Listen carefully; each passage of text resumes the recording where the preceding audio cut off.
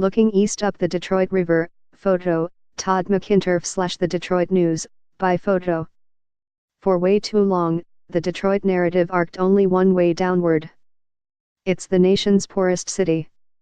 It's home to ruin porn, a uniquely American affliction so fascinating to condescending Europeans.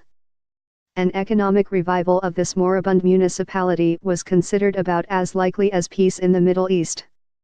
Or so conventional wisdom long said, proving how little wisdom there can be in so much conventional thinking. In Detroit, this year started to show just how badly wrong convention can be.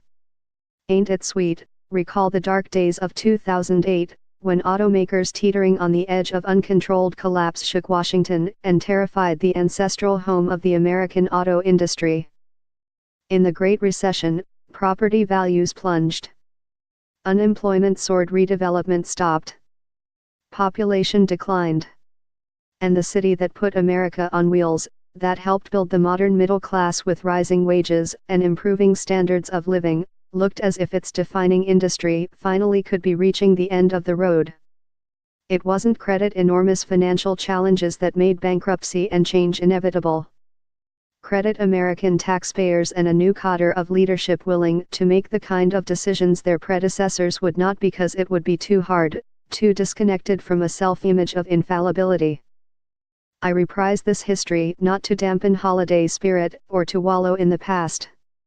It's to remind how far Detroit and its corner of Michigan have come, how much stronger and more realistic its auto industry is, how vibrant its core city is becoming thanks to billions in private sector investment changing the reality behind a narrative of resilience.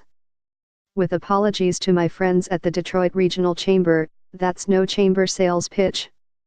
It's true, and the pace of change is only likely to accelerate in the new year on the strength of strong equity markets, accelerating GDP, and good OL momentum.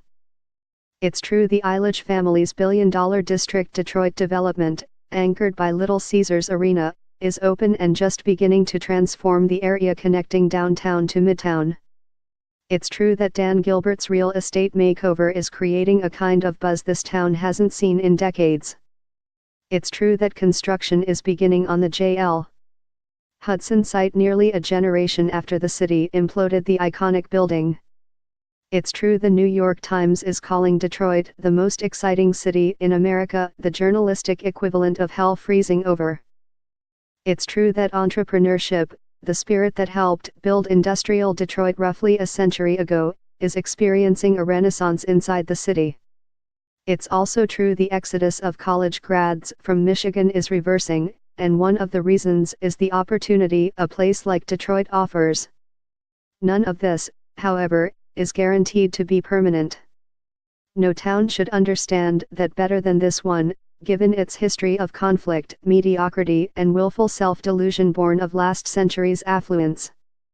Look, Detroit also is legendary for two things: confrontation, and a unique brand of self-loathing that makes Metro Detroiters some of the region's worst enemies.